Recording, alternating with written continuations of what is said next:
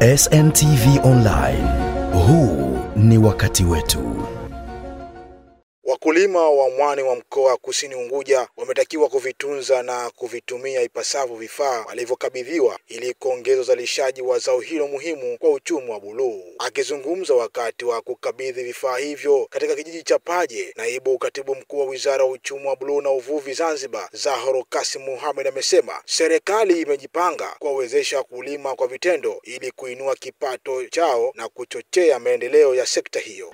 Zao hili limekumbwa na changamoto nyingi, na ili serikali ikionyesha kwamba inajali wananchi wake na inajali kazi ambayo wakulima wa mwani wanaifanya, kuna mipango mingi imepangwa kwa ajili ya kuweza kuwasaidia wakulima wa mwani waweze kujiendesha, lakini vile vile wapate faida kutokana na kilimo ambacho wanakilima.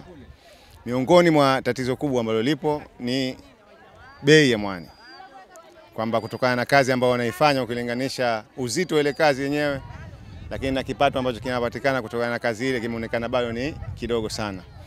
Miongoni mwa sababu ambazo zinasababisha kwa bei ipo chini ni kwamba kwa kawaida makampuni ambao ndio wananunua mwani kutoka kwa wananchi wanawapa vifaa, halafu wanawekea masharti kwamba ni lazima wauzie wao ambao wamewapa vifaa. Baadaye wanapanga bei kutokana na vile ambavyo wao wanaona ndio itawalipa wao kama makampuni. Kwa hivyo hili lilikuwa ni moja ya changamoto kubwa kwa wakulima mwani, na kilio chao kikubwa ni kwamba hatuna vifaa, inabidi tuchukue vifaa kutoka kwa makampuni, alafu wao wanasema tuwauzie kiasi gani.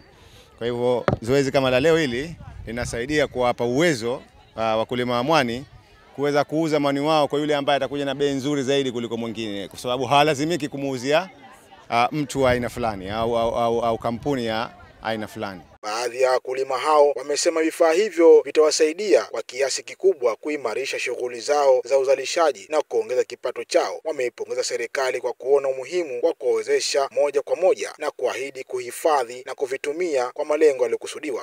Leo nimefurahi sana kutokana na zawadi zetu hizi tulizopewa za watu wa mwani, na nimefurahi sana, na ninashukuru wale viongozi wa uchumi wa buluu kutokana na zawadi zetu walizotupa za wakulima wa mwani, na bado tunaomba tuongezewe hizi zawadi, kwa sababu tukiongezewa zawadi hizi na vifaa vya mwani tutazidi kupanda huu mwani. Pokea kwa mikono miwili, tunatoa shukrani zetu za dhati katika wilaya ya Kusini kwa kupokea msaada huu wa vihori na vifaa vya kupandia mwani, na tutafanya kazi kwa bidii. Vikundi vyetu vyote tulipata msaada huu, tutafanya kazi ili kuzidisha maendeleo yetu ya shehiani ili kwenda mbele zaidi.